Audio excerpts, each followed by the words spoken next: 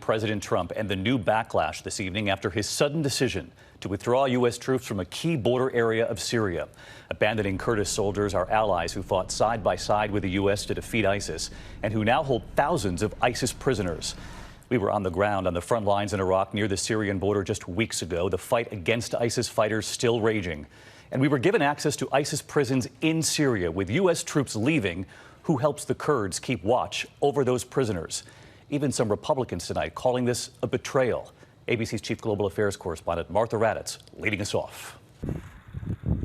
Tonight, the first images of American forces withdrawing from positions in northern Syria. This U.S. post now a ghost town after orders from President Trump to leave behind the Kurdish forces we have long relied on to battle ISIS, instead siding with Turkey. Why are you siding with an authoritarian leader and not our Kurdish allies?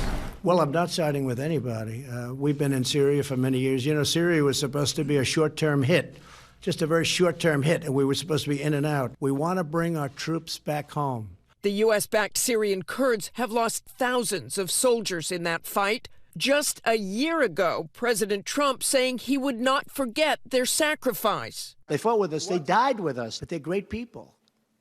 And we have not forget. We don't forget. I don't forget. But now the president is abandoning them, essentially giving the green light to Turkey to clear the Kurds out of northern Syria. Trump making that decision after a call from Turkey's president, who considers the Kurds terrorist insurgents.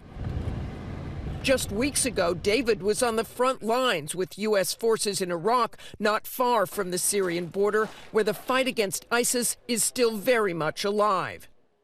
ABC News obtaining images of a strike on ISIS fighters. This is where they retreated to. We found them because they got up and moved. They went over to another location to pull some weapons out. When they went back into their bed down location, then we were able to go ahead and conduct a strike on them. Without the Kurds, the Pentagon fears a resurgence of ISIS. The refugee camps in Syria are also under Kurdish control, filled with ISIS fighters, where some children now celebrate the ISIS flag. ISIS flags inside that camp?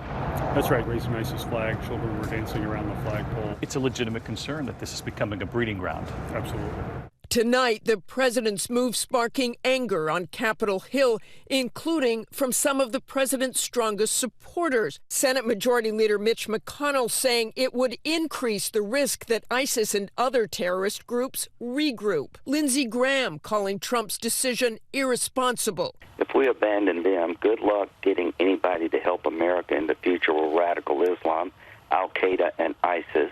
And former UN Ambassador Nikki Haley saying of the Kurds, leaving them to die is a big mistake. President Trump, aware of growing concern, is also warning Turkey tonight in a tweet, saying that if Turkey does anything that I, in my great and unmatched wisdom, consider to be off limits, I will totally destroy and obliterate the economy of Turkey.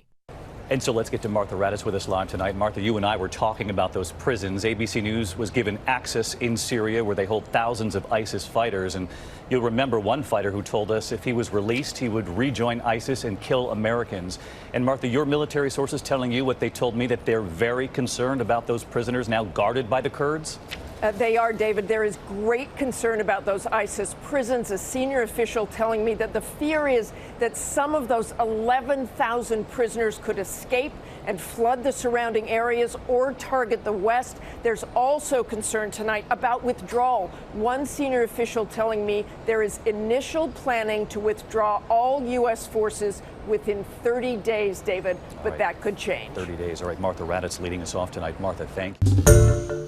Hi, everyone. George Stephanopoulos here. Thanks for checking out the ABC News YouTube channel. If you'd like to get more videos, show highlights, and watch live event coverage, click on the right over here to subscribe to our channel. And don't forget to download the ABC News app for breaking news alerts. Thanks for watching.